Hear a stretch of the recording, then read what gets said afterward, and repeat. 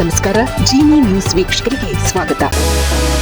ದಾವಣಗೆರೆ ದಕ್ಷಿಣ ವಿಧಾನಸಭಾ ಕ್ಷೇತ್ರದ ಶಾಸಕರಾಗಿದ್ದ ಹಿರಿಯ ನಾಯಕ ಶಾಮನೂರು ಶಿವಶಂಕರಪ್ಪ ಅವರ ನಿಧನದಿಂದ ತೆರವಾಗಿರುವ ಸ್ಥಾನಕ್ಕೆ ಈಗ ಉಪಚುನಾವಣೆ ನಡೆಯುತ್ತಿದೆ. ಈ ಬಾರಿಯ ಕಣದಲ್ಲಿ ಕಾಂಗ್ರೆಸ್ ಮತ್ತು ಬಿಜೆಪಿ ನಡುವೆ ನೇರ ಹಣಾಹಣಿ ಏರ್ಪಟ್ಟಿದೆ.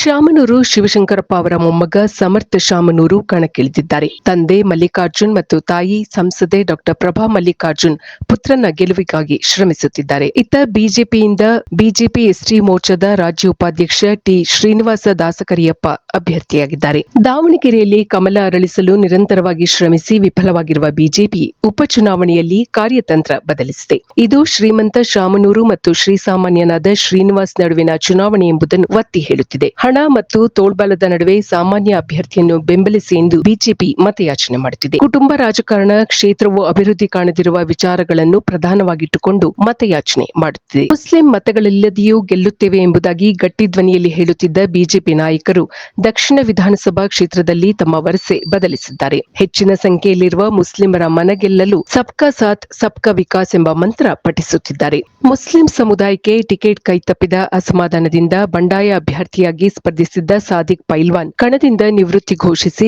ಸಮರ್ಥ ಪರ ನಿಂತಿದ್ದಾರೆ. ಕಾಂಗ್ರೆಸ್ ಮತ್ತು ಬಿಜೆಪಿ ಅಭ್ಯರ್ಥಿಗಳಿಗೆ ಇದು ಮೊದಲ ಚುನಾವಣೆ.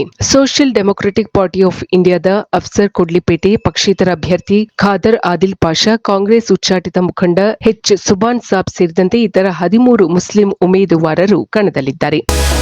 ಈ ದಿನದ ನಿರಂತರ ಸುದ್ದಿಗಳಿಗಾಗಿ ವೀಕ್ಷಿಸುತ್ತಿರಿ ಜಿನಿ ನ್ಯೂಸ್. ನಮಸ್ಕಾರ.